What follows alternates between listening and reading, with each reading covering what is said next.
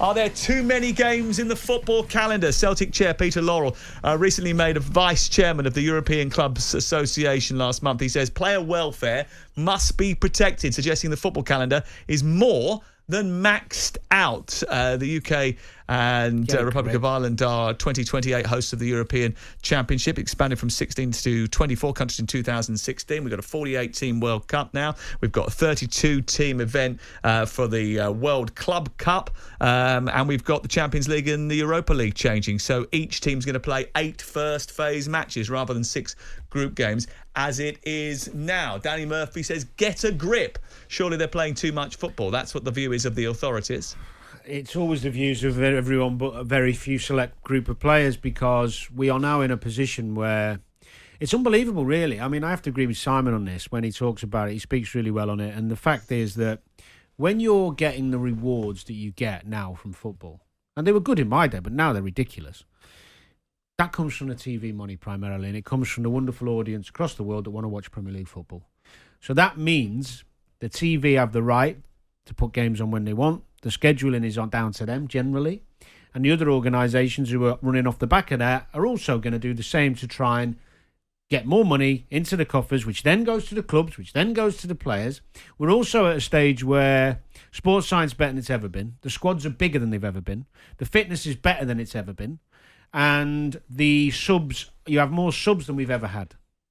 So playing too many games of football, to me, is just a tedious narrative that keeps coming out from people who don't play the game every week. City and Argentina forward Julian Alvarez, 66 games last season. 90 minutes, no chance. Bruno Fernandes played 6,666 minutes in the last year, more than any other player in the world. And he still looks nice and fit and strong and healthy. Manchester City had 4 players in the top 10 in Europe for appearances and minutes made.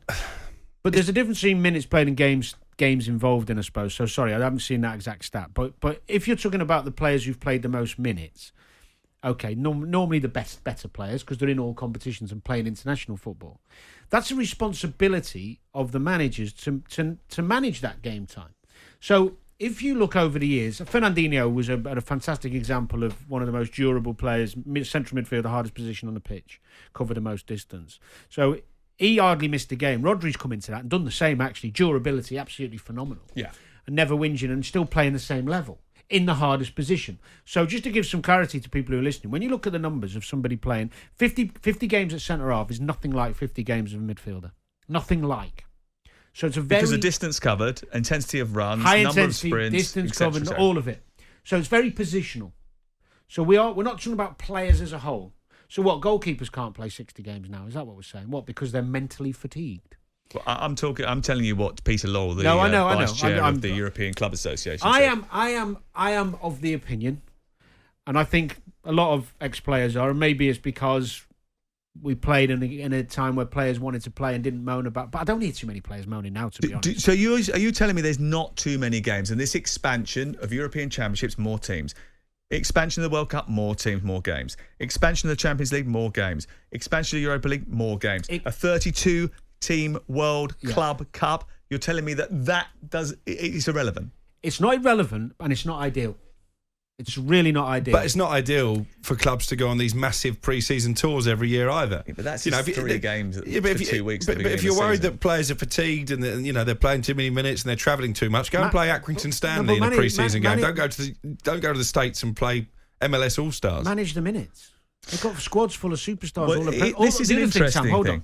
Just these competitions. We're talking about 60 games. Now, it is getting too much action in terms of sick of watching it, but in terms of as a player, the more competitions in, the better. Because everyone gets game time. Everyone's buzzing. You're being successful if you're playing in more competitions.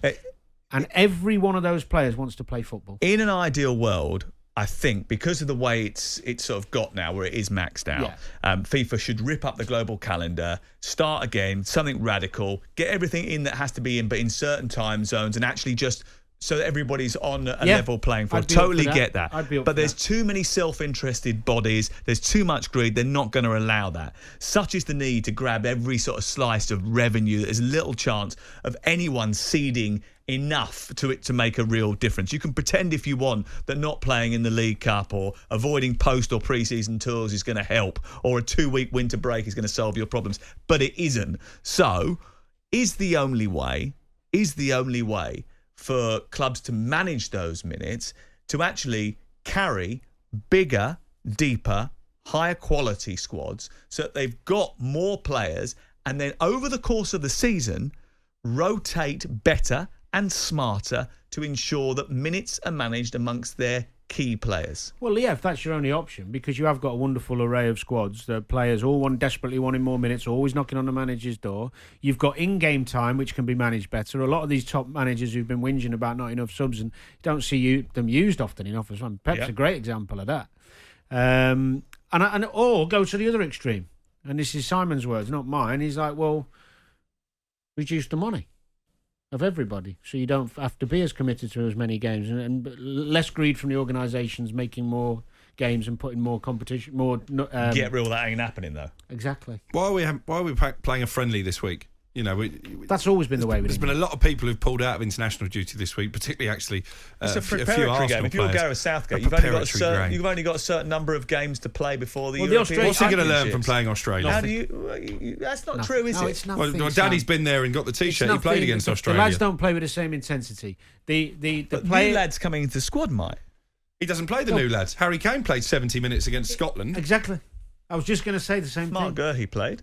Where was Eddie No, Nketiah? but Gurhey's somebody's thinking of playing. Exactly. So it's useful for him. It's useful to him to get a bit of experience. There you go. Was it useful for Harry Kane to play 70 minutes against Scotland in a meaningless friendly? Absolutely. He might argue differently. Jim White and Simon Jordan.